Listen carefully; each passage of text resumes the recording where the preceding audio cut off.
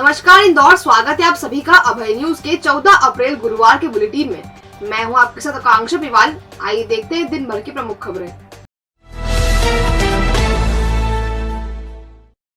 तेजाजी नगर police ने loading वाहन चालक के अंधे कत्ल की गुत्थी को 24 घंटे में ही सुलझा लिया। मामले में पुलिस ने 3 आरोपियों को गिरफ्तार किया है। वहीं एक आरोपी अभी फरार है, जिसकी तलाश की जा रही है। मृतक आरोपी की पत्नी से बात करता था, इससे ही नाराज होकर आरोपी ने उसे मरवा दिया। दरअसल सेज यूनिवर्सिटी के पीछे मैदान में हथियारों से गुदी युवक की लाश पड़ी होने की सूचना पुलिस को मिली थी। मृतक की शिनाख्त राजेंद्र नगर थाना क्षेत्र के राजा रानी नगर में रहने वाले अश्विन पिता शंकरलाल यादव के रूप में हुई थी। जांच में पुलिस को पता चला कि अश्विन के पड़ोस में रहने वाले गंगाराम कटारे की बेटी सपना कटारे से दोस्ती थी। इसे लेकर अश्विन और सपना के पति गोपाल पिता कैलाश पगारे निवासी नगीन नगर के बीच मतभेद चल रहे थे। इस पर पुलिस ने गोपाल और गंगाराम को हिरासत में लेकर पूछताछ की तो गोपाल टूट गया और उसने जुर्म कबूल कर लिया। उसने पुलिस को बताया सपना और अश्विन की दोस्ती पहले से थी, लेकिन शादी के बाद भी अश्विन उसे कॉल करता था। इसी से खफा होकर उसने अश्विन की हत्या की साजिश रच डाली। गोपाल ने राजू पिता धन सिंह कनाश नामक शख्स को 1.5 लाख रुपए में सुपारी दी। इसके बाद राजू ने अनार सिंह पिता रघुनाथ डाबर निवासी ग्राम करोंदिया जिला धार और सुनील मंडलोई निवासी धर्मपुरी जिला धार को अपने साथ मिला लिया। राजू ने 3 दिन तक अश्विन की रेकी की। उसने लोडिंग पर लिखा नंबर भी मोबाइल में सेव कर लिया और 13 अप्रैल को अश्विन को सामान शिफ्ट करने के बहाने कॉल कर बुलाया और घटना स्थल पर ले गए। यहाँ तीनों ने चाकू से ताबड़तोड़ वार कर उसे मौत के घाट उतार दिया। पुलिस ने आरोपी गोपाल पगारे की निशानदेही पर राजू कनाश और अनार सिंह को बाईपास रोड सिलिकॉन सिटी से गिरफ्तार किया। एक आरोपी सुनील मंडलोई अब भी फरार है, जिसकी तलाश की जा रही है। इन्वेस्टिगेशन आगे जब बढ़ाया, जब इसको बारीकी से देखा तो इसमें कई जानकारियां स्पष्ट हुई। जानकारी मिली कि गोपाल पगारे नाम का व्यक्ति है और गोपाल पगारे की 4 माह पहले ही शादी हुई। अश्विन उसकी पत्नी को फोन लगाता था क्योंकि पड़ोस में ही रहती थी, पूर्व से परिचित था। इस बात को गोपाल पगारे को पसंद नहीं थी और उसके मन में इसकी काफ़ी गांठ बन गई थी। इसने इसके परिजनों को, अपने ससुराल पक्ष को भी इस चीज़ से अवगत कराया और बाद में इसके मन में ये आ गया कि भाव कि इसको मुझे किसी न किसी तरीके से रास्ते से हटाना है। इसी दौरान इसका संपर्क राजू नाम के कारीगर से हुआ, जो कि इसके यहाँ पे 4 महीने पहले काम करने आया था। इसने राजू को एंगेज किया और ये बात की कि मुझे अश्विन का मर्डर करवाना है, जिसको कि राजू के अन्य 2 साथी अनार सिंह और सुनील मंडलोई ये भी साथ में थे और इनके द्वारा एक योजनाबद्ध तरीके से पूरा घटनास्थल को रेकी किया गया। अश्विन यादव को जाके मंडी में भी देखा, पहचाना और उसको एंगेज करके 12 तारीख की जो 11 और 12 की रात है, उस रात में मॉर्निंग में लाकर उसको चाकू से उसकी हत्या की गई। जो चाकू थे वो भी बरामद कर लिए गए हैं। राऊ से नज़दीक से किसी शॉप से खरीदे गए हैं, जैसा बताया है। वहाँ जाके भी उसकी तस्दीक की जा रही है, जानकारी जुटाई जा रही है। अन्य मोबाइल फ़ोन नंबर्स भी तब मिले हैं, उनसे कई रिकॉर्ड्स चीज़ें जब्त हो रही हैं। जो भी एविडेंस में रिक्वायर्ड होंगी उनको इसमें यूज़ किया जाएगा। आरोपी भी इसमें गिरफ्तार कर लिए गए हैं, जिसमें कि अभी सुनील मंडलोई फरार है और गोपाल पगारे, राजू कनास और अनार सिंह इसको राउंड अप कर लिया गया है। महिला बैंक मैनेजर से दुष्कर्म का मामला सामने आया है। मामले में पुलिस ने बियर बार संचालक के खिलाफ प्रकरण दर्ज किया है। आरोपी पीड़िता से उसका वीडियो वायरल करने की धमकी देकर 40 लाख रुपए ऐंठ चुका है। पुलिस के मुताबिक 40 वर्षीय पीड़िता असिस्टेंट बैंक मैनेजर है और उसका तलाक हो चुका है। उनका 10 साल का बेटा भी है। पीड़िता ने बताया वर्ष 2016 में आरोपी कौस्तुभ पिता कैलाश सिंघारे ग्राहक के रूप में बैंक आता जाता था। दोनों में परिचय हुआ और बातचीत होने लगी। इस दौरान कौस्तुभ ने शादी का प्रस्ताव रखा। महिला तलाकशुदा थी, इसलिए उसने हाँ कर दी। इसके बाद कौस्तुभ ने उसे उनके परिजन से मिलाया। कौस्तुभ की मां ने चांदी का सिक्का व अंगूठी देकर रिश्ता तय कर दिया। इसके बाद कौस्तुभ ने महिला से शारीरिक संबंध बना लिए। महिला जब भी उसे शादी का बोलती, वह आर्थिक स्थिति कमजोर बताकर शादी टाल देता था। पुलिस के मुताबिक आरोपी कौस्तुभ ने पीड़िता का अश्लील वीडियो बनाया और उसके फोटो भी खींचे। इसके बाद आरोपी ने अलग अलग कामों से पीड़िता से करीब 40 लाख रुपए ले लिए। वह खुद को गैंगस्टर बताकर धमकाने लगा। आरोपी के पिता कैलाश सिंघारे का राजेंद्र नगर क्षेत्र में बार है।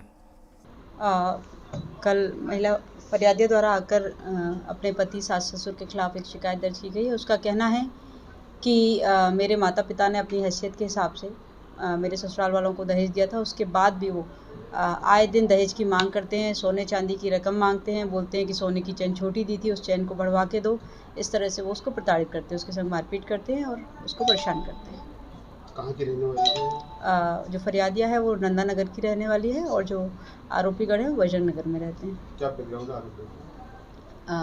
कुछ प्राइवेट काम करता है लड़का।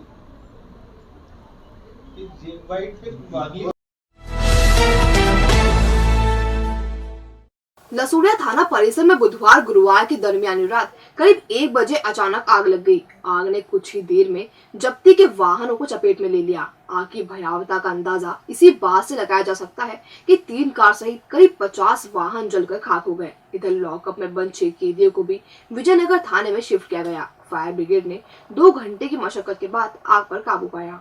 दरअसल थाना परिसर में पीछे ट्रांसफार्मर है, इसी के साइड में सूखा पेड़ भी है। ट्रांसफार्मर में शॉर्ट सर्किट हो रहा था, इसी से पेड़ ने आग पकड़ ली और थाना परिसर में खड़े वाहन इसकी चपेट में आ गए। यह देख स्टाफ बाहर निकला और सामान भी बाहर निकाला गया। हवालात के कैदियों को विजयनगर थाने में शिफ्ट किया गया। ट्रांसफार्मर में आग लगने के चलते थाने और थाने के पीछे बने क्वार्टर की बिजली बंद हो गई थी। 8 क्वार्टर में पुलिसकर्मी परिवार सहित रहते हैं। इन परिवारों के करीब 40 लोगों को थाने के नजदीक होटल में शिफ्ट किया गया है।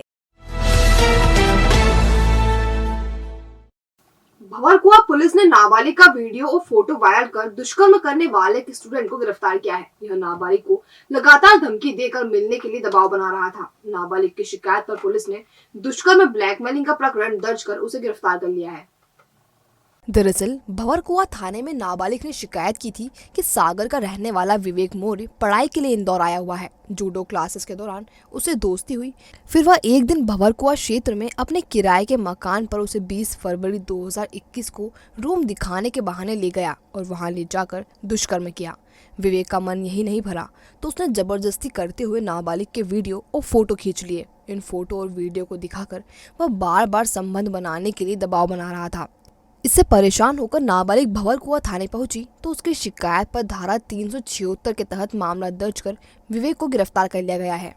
ये 20 फरवरी 2021 को अपने रूम पर उसको लाया और उसके साथ में इसने ज़बरदस्ती की और उस वक्त के जो इंटीमेट फ़ोटो है इसने उस समय ले लिए थे, जो कि बाद में वायरल करने की धमकी दे करके उसको ब्लैकमेल करता रहा, उसको बार बार मिलने के लिए दबाव बनाता रहा और आरोपी पर धारा 376 आईपीसी के तहत प्रकरण पंजीबद्ध किया गया है। SC/ST एक्ट भी इसमें लगा है। आरोपी को गिरफ्तार कर लिया गया है, आज कोर्ट पेश किया जाएगा। क्या करता है आरोपी फिलहाल पढ़ाई करता है, सागर से पढ़ने के लिए आया था और अभी यहाँ भंवरकुआ थाना क्षेत्र में किराए का कमरा लेकर के निवास करता है। क्या ब्लैकमेलिंग कर रहा था पीड़िता को वीडियो के आधार पर, फोटो के आधार पर? हाँ, फोटो और वीडियो के आधार पर उसको बार बार मिलने के लिए दबाव बनाता था।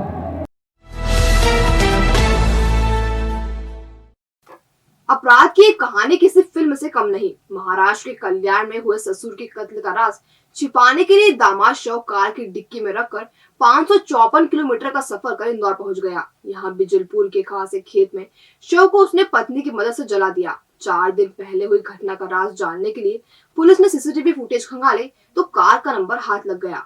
फिर क्या था, जीपीएस से ट्रैकिंग करती हुई पुलिस भोपाल के होटल पहुंच गई और यही होटल के कमरे से दामाद को हिरासत में ले लिया।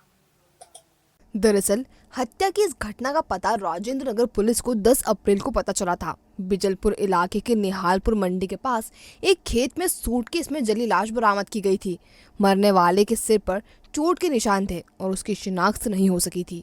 पुलिस ने अपनी जांच की शुरुआत मौके पर लगे सीसीटीवी कैमरे के फुटेज से की तो इसमें 9 अप्रैल की रात 3:18 पर एक कार मौका स्थल पर आती दिखी। करीब 9 मिनट बाद यह कार 3:27 पर टोल से होती हुई भोपाल की तरफ जाती दिखी। टोल के कैमरे से मिले कार नंबर के आधार पर मालिक की पहचान की और फिर तकनीकी तौर पर मोबाइल मालिक का नंबर हासिल कर उसकी साइबर लोकेशन हासिल की गई। मोबाइल की लोकेशन भोपाल के MP नगर स्थित होटल सिग्नेटिक ब्लू की पाई गई। पुलिस जब होटल में पहुंची तो कार पार्किंग में थी और उसकी डिक्की में खून के धब्बे थे। कार मालिक उमेश शुक्ला होटल के रूम नंबर 102 में ठहरा हुआ था। वह कंपनी के सेमिनार में शामिल होने आया था। पुलिस ने जब उससे पूछताछ की तो उसने हत्या का सारा राज उगल दिया। उमेश के मुताबिक 9 अप्रैल को उसकी सास राजकुमारी और ससुर संपत लाल मिश्रा के बीच झगड़ा हुआ और मारपीट हुई। इसी में सास राजकुमारी ने कपड़ा धोने की मोगरी से संपत लाल के सिर पर घातक वार कर दिया। इससे ससुर की मौत हो गई। एकाएक हुई मौत से परिवार घबरा गया और ऐसे में लाश को ठिकाने लगाने की प्लानिंग बनाई गई। उमेश और उसकी पत्नी नम्रता ने सूटकेस में लाश भरी और फिर इसे डिक्की में डालकर इंदौर ले आए। यहाँ रात में सुनसान जगह देखकर दोनों ने पेट्रोल डालकर लाश में आग लगा दी और भोपाल रवाना हो गए। लेकिन तकनीक की मदद से पुलिस उन तक पहुंच गई। बहरहाल ऐसा कहते हैं कि अपराधी कितना भी चालाक हो लेकिन वह कोई ना कोई सबूत जरूर छोड़ता है। कार पर लगे खून के धब्बे ने आरोपी उमेश को आखिरकार सलाखों के पीछे पहुंचा ही दिया। 2 मौके जो सामने आ रहे हैं स्पष्ट, एक घटना स्थल, उनका घर कल्याण में है, जिस फ्लैट में वो रहते थे वहां का है, और एक घटना स्थल यहाँ का है। तो यहाँ जो अभी तक पता चला कि गाड़ी में उपस्थित थे और इसके द्वारा उमेश के द्वारा ये सूटकेस निकाल कर उसके ऊपर पेट्रोल डाल के उसको आग लगाई गई। और जैसा कि एक्सपर्ट से भी हुआ कि किसी प्रकार की स्मेल नहीं थी, तो हम जान रहे थे कि पेट्रोल इसमें यूज किया गया है और वो चीज स्पष्ट हो रही है। ये चीज अभी अंडर इन्वेस्टिगेशन है, उनसे लगातार पूछताछ की जा रही है। लेडी ऑफिसर्स भी उनसे लगातार बात कर रहे हैं और बाकी जैसे इन्वेस्टिगेशन में आगे चीजें आएंगी मूव करेंगे। संविधान निर्माता एवं भारत रत्न बाबा साहब डॉक्टर भीमराव अंबेडकर की जयंती पर गुरुवार दोपहर मुख्यमंत्री शिवराज सिंह चौहान महू पहुंचे। उन्होंने बाबा साहब के स्मारक पर पुष्पांजलि अर्पित की। इसके बाद पूर्व CM कमलनाथ भी वहां पहुंचे। जय भीम के नारे से मुख्यमंत्री चौहान ने संबोधन की शुरुआत की। उन्होंने कहा, बाबा साहब ने देश को संविधान दिया। उनके दिए संविधान से आज देश चल रहा है। उनके दिखाए मार्ग पर चलते हुए सामाजिक समरसता बनाए रखना और सामाजिक न्याय देना, यही हमारा मूल मंत्र है। इससे पहले हेलीपैड पर संस्कृति मंत्री उषा ठाकुर एवं अन्य वरिष्ठ नेताओं ने स्वागत किया। कार्यक्रम स्थल पर रवाना होने के दौरान कुछ लोग सड़क के किनारे खड़े थे। इस पर CM ने कार रुकवाई और लोगों के बीच पहुंचे और उनकी समस्याएं सुनी। अपने बीच CM को देख लोगों के चेहरे पर मुस्कान आ गई। भगवान महावीर की जयंती पर गुरुवार को भक्ति का उल्लास छा गया। जैन समाज ने सुबह शोभा यात्रा निकाली जिसमें रथ पर भगवान विराजित रहे। इस दौरान भजनों पर युवतियां थिरकती रही। शोभा यात्रा में पुरुष सफेद और महिलाएं केसरिया कपड़े पहनकर शामिल हुई। दरअसल छावनी पंचायत मंदिर से शुरू हुई शोभा यात्रा विभिन्न मार्गों से होकर पुनः छावनी पंचायत मंदिर पहुंची।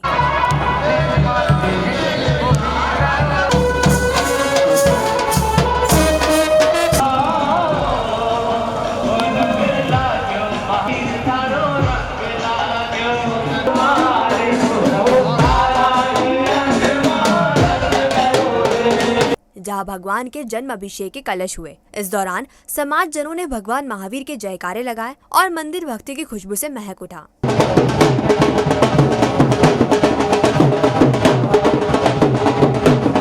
सभी को सादर जय जिनेन्द्र। आज चैत्र सुदी 13 के दिन भगवान महावीर जन्म कल्याणक की शोभा यात्रा छावनी पंचायती मंदिर जी से प्रारंभ होकर नसिया जी छावनी नसिया जी तत्पश्चात पुनः छावनी पंचायती मंदिर जी में भगवान के जन्माभिषेक के कलश होंगे।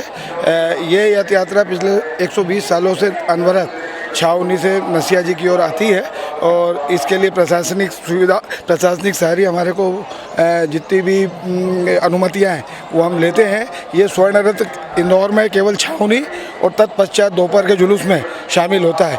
ये स्वर्ण रथ सेठ मगनीराम गोट की तरफ से हमें आता है। मेरी ओर से समयोगिता का निगम जन समाज छावनी की ओर से समस्त समाज जन को महावीर जयंती की बहुत बहुत शुभकामनाएं। स्थानीय कार्यक्रमों में शामिल होने इंदौर पहुंचे पूर्व मुख्यमंत्री दिग्विजय सिंह ने खरगोन की घटना को प्रायोजित बताया। उन्होंने कहा, देश में कुछ लोग जो अपने आप को साधु कहते हैं, खुलेआम बलात्कार और भड़काने की बातें करते हैं। उन पर मुकदमा दर्ज नहीं होता, दंगे हो रहे हैं, प्रधानमंत्री चुप हैं। यह सब प्रायोजित है। भारतीय जनता पार्टी के संपर्क में ऐसे मुस्लिम संगठन हैं जो पूरी तरीके से भाजपा के साथ मिलकर खेल खेलते हैं।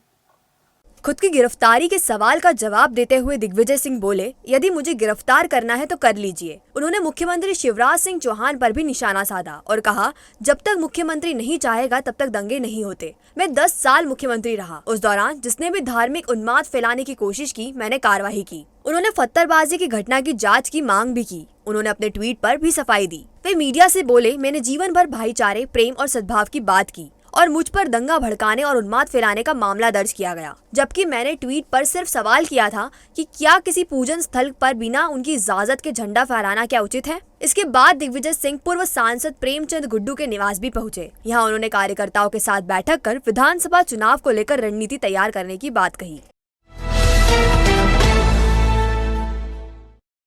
भाजपा के राष्ट्रीय महासचिव कैलाश विजयवर्गीय गुरुवार सुबह संविधान निर्माता बाबा साहब डॉक्टर भीमराव अंबेडकर की जयंती पर महू स्थित अंबेडकर स्मारक पहुंचे। उन्होंने बाबा साहब के स्मारक पर पुष्प अर्पित किए और कहा, बाबा साहब के जन्म से लेकर उनके स्मारक तक के निर्माण की चिंता भाजपा ने की है। आज 2 महान विभूतियों का अवतरण दिवस है। दोनों ने ही अहिंसा और सामाजिक समरसता के संदेश दिए हैं।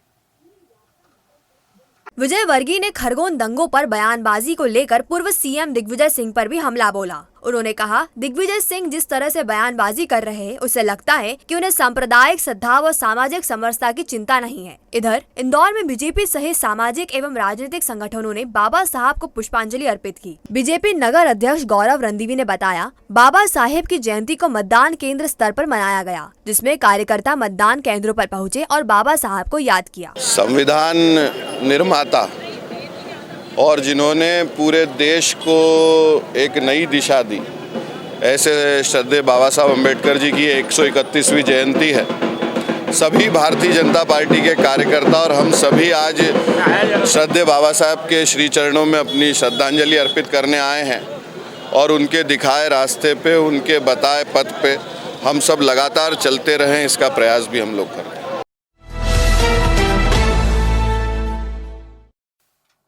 पूर्व मंत्री और कांग्रेस के कुशल संगठन रहे स्वर्गीय महेश जोशी की प्रथम पुण्यतिथि पर स्मृति सभा हुई। इसमें प्रदेश के पूर्व मुख्यमंत्री दिग्विजय सिंह के साथ कांग्रेस के वरिष्ठ नेता शामिल हुए। इस दौरान दिग्विजय सिंह ने सभा में कहा, जब वर्ष 1971 में कांग्रेस में आया था तब महेश जोशी ने कहा था, कांग्रेस में कोई डंडा भी मारे तो कांग्रेस छोड़कर मत जाना। कांग्रेस वह पार्टी है जिसने देश को एकजुट रखा। उन्होंने अर्जुन सिंह को राजनीतिक गुरु बताया तो जोशी को अपना मार्गदर्शक। महेश भाई हमारे बड़े भाई तो थे ही, लेकिन कांग्रेस में मेरे वो मार्गदर्शक थे और कभी भी मैं असमंजस में पड़ता था तो महेश भाई से राय मशवरा लेकर ही निर्णय लेता था। आखिर दम तक हम लोग साथ रहे और उनकी जो राजनीतिक पकड़ थी, राजनीतिक समझ थी, उसका मैं कायल था। मुझे इस बात की खुशी है कि पिंटू ने उनकी आज श्रद्धांजलि सभा रख के हम सबको बुलाया। उनका पूरा देश भर के और प्रदेश के कोने कोने में उनके जो शुभचिंतक मित्र थे, वो सभी मित्र मंडली यहाँ मुझे आज नजर आई।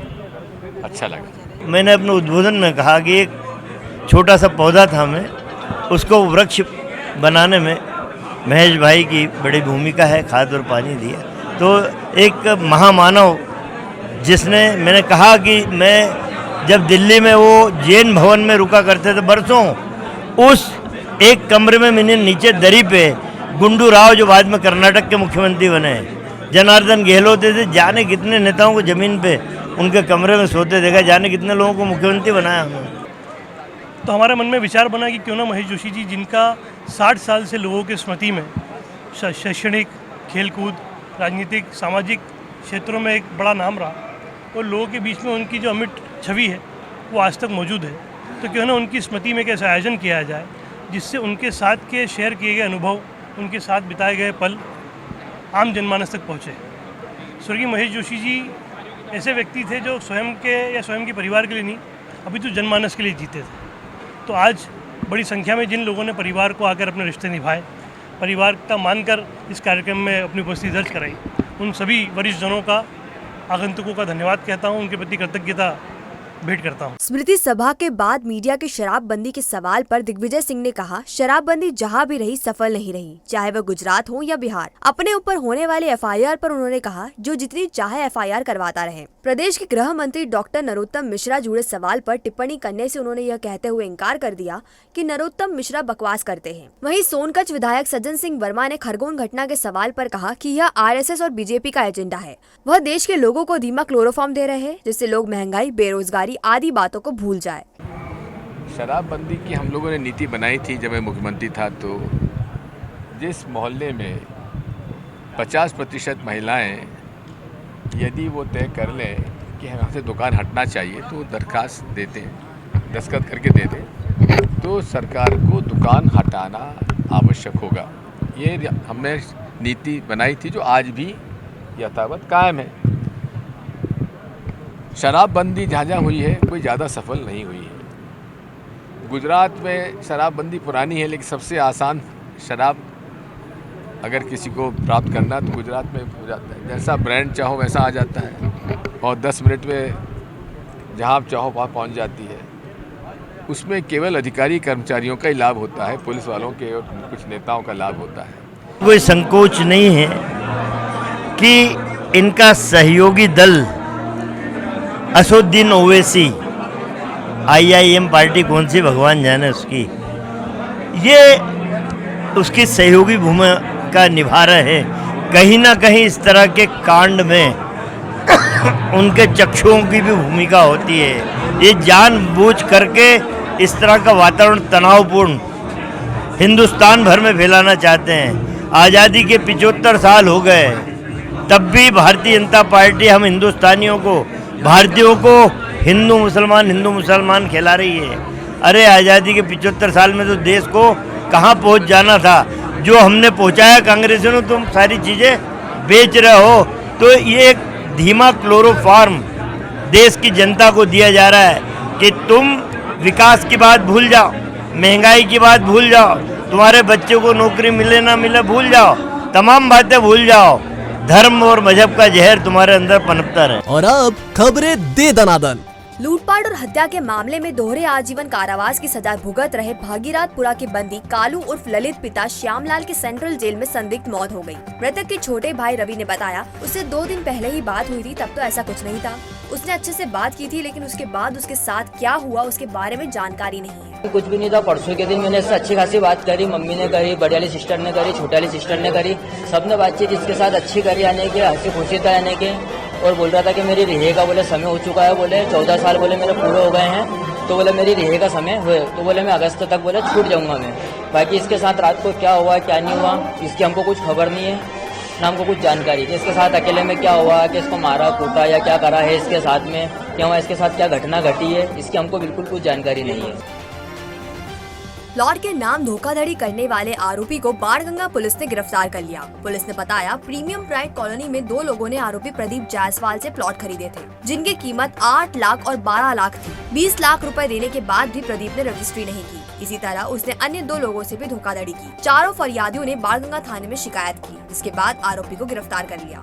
और जो आरोपी के द्वारा जो अपराध में फरियादियों से जो राशि प्राप्त की गई थी, उसके संबंध में पूछताछ की जा रही है। ट्रेन से टकराने से एक व्यक्ति की मौत हो गई। लसूड़िया थाना पुलिस के मुताबिक बन्ने सिंह उम्र 70 साल बीती शाम अपनी फोटोकॉपी की दुकान से इंड सैटेलाइट स्थित घर जा रहे थे। इसी दौरान वह ट्रेन से टकरा गए और उनकी मौत हो गई। कुछ नहीं, घर से निकले थे शाम को 6 बजे, नहा धो के उधर से दुकान पे से होते हुए आए। रात को 11 बजे हमारे को फोन आया, बोला कि यहाँ कोई एक्सीडेंट हो गया है रेलवे क्रॉसिंग के वहाँ, आपके पापा जैसे दिख रहे हैं, आप आ जाओ तुरंत। पुलिस वालों का फोन आया और हम वहाँ पे गए। विभिन्न मांगों के निराकरण के लिए 22 दिनों से हड़ताल पर बैठे आंगनबाड़ी कार्यकर्ताओं में से एक कार्यकर्ता सुनीता की हालत बिगड़ गई। इस पर एम्बुलेंस को सूचना देकर तत्काल अस्पताल पहुंचाया गया। दरअसल 22 दिन हड़ताल करने के बाद पिछले 2 दिनों से भूख हड़ताल की जा रही थी, जिसके चलते हालत बिगड़ी।